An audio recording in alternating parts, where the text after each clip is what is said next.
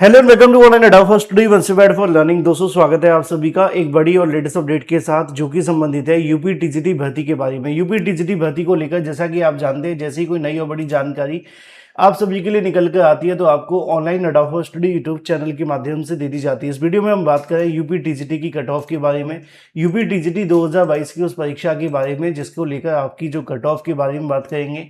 अगर आपके इतने प्रश्न सही, ठीक है, अगर आपके इतने प्रश्न सही तो ठीक, नहीं तो आप नई भर्ती की तैयारी करें। असल में मामला ये है कि आप जानते हैं कि टीजीटी की परीक्षा हो जाने के बाद से अब अभ्यर्थियों को इंतजार था कट ऑफ के बारे में। कट ऑफ के साथ साथ अगर बात की जाए, चाहे वो सामान्य वर्ग की कट ऑफ हो या हो ओबीसी की कट ऑफ, एससी की हो या एसटी की, या हो ईडब्ल्यूएस की कट ऑफ, इसके अलावा बहुत सारे ऐसे भी कैंडिडेट हैं जो लगातार कहीं ना कहीं इस मामले को लेकर चिंतित और परेशान थे। ये वीडियो उन सभी अभ्यर्थियों के बारे में है। चैनल को सब्सक्राइब करके बेल आइकन को दबा लेना, वीडियो को लाइक कर देना, जिससे कि आपको रियल ऑथेंटिक जानकारियों के नोटिफिकेशन सबसे पहले मिलते रहें। सबसे पहले बात हम इसी को लेकर करेंगे और एक जानकारी उन अभ्यर्थियों के लिए भी थी जो लगातार कहीं ना कहीं 70 क्वेश्चन सही हो रहे हैं, किसी के 70 के बीच में सही हो रहे हैं, 71, 72 या 74 के समथिंग, किसी के 75 भी आ रहे थे तो किसी के 80 भी आ रहे थे। अब इन अभ्यर्थियों के लिए क्या है उस पर बात कर लेंगे।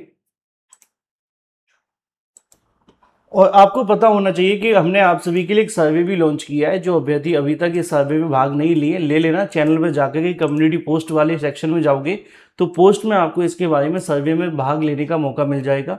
मैंने इसमें बहुत सारे अभ्यर्थियों ने सवाल किए हैं और सवाल करने के बाद में बहुत सारे कमेंट भी आ रहे हैं, भर भर के कमेंट देखने के लिए मिले हैं। और ये अभी आपके सामने जो ताज़ा आंकड़ा है वो लगातार बढ़ रहा है, जिसमें अगर बात की जाए 90 से 100 वाले क्वेश्चन वाले अभ्यर्थियों के लिए। हालांकि मैंने यहाँ पे उनको ये भी कहा है कि कोई गलत मत बताना, क्योंकि मैंने हम कई कई बार अभ्यर्थी क्या करते हैं कि वैसे ही रैंडमली कोई भी सिलेक्ट कर लेते हैं, तो ऐसा मत करना, ठीक है। तो अभी तक जो आंकड़े आए वो सिर्फ 34% देखने के लिए मिले 90 से 100 के बीच में, 29% मिले हैं 101 से लेकर 110 के बीच में, 111 से लेकर 15 के बीच में ये आंकड़ा सिर्फ 18% है। और कुछ जो अगर बात की जाए 116 से लेकर 125 क्वेश्चन वाले अभ्यर्थी हैं, ये आंकड़ा 19% की समथिंग है।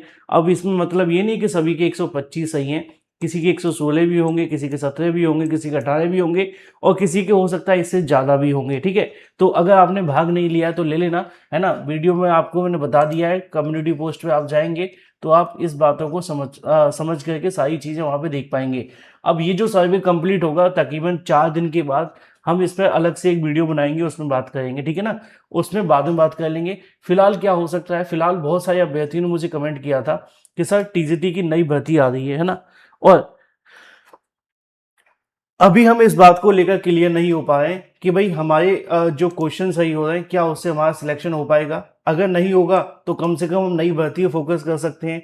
तो ये उन सभी अभ्यर्थियों के लिए है जो लगातार इस बात को लेकर चिंतित और परेशान है कि हम क्या करें कि जो हमारी एक्सपेक्टेड कट ऑफ है, अगर हम क्वालिफाई कर पा रहे हैं एक्सपेक्टेड के मुताबिक, नहीं तो फिर नई भर्ती को लेकर तैयारी शुरू कर दें। देखो ये तो सच है कि आप जानते हैं 8 लाख अभ्यर्थी ने आवेदन किया, 4 लाख ने परीक्षा दी, लेकिन नौकरी सिर्फ 3,500 को ही मिलेगी। बाकी अभ्यर्थियों के लिए क्या होगा, नई भर्ती।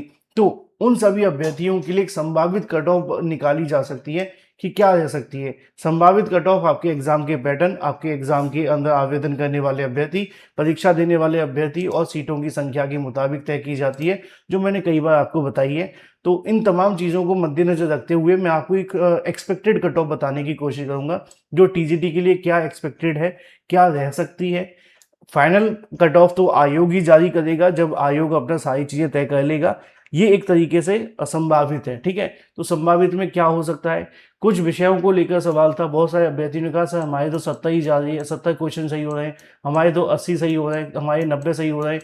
तो कौन से विषय ऐसे हो सकते हैं जहाँ पे इन अभ्यर्थियों को मौका मिल सकता है या नहीं मिलेगा, ठीक है। क्योंकि कुछ विषय तो ऐसे हैं जिनमें कट ऑफ ही बहुत ज़्यादा जा रही है, और अगर ऐसे में ज़्यादा जाने का रीज़न भी क्या है वो भी मैं आपको बता दूंगा। साथ ही साथ कट ऑफ बताऊंगा, साथ ही साथ मैं आपको वो भी बताऊंगा। असल में मामला ये हुआ था कि कुछ सब्जेक्ट बहुत ज़्यादा इजी आए थे, अभ्यर्थियों ने इसको लेकर शिकायत भी की थी, हिंदी के बारे में, संस्कृत के बारे में, और ये होते भी ईजी हैं, इसमें कोई संशय नहीं है। लेकिन जब आप बात मैथ की करें तो वहाँ चीज़ें बदल जाती हैं।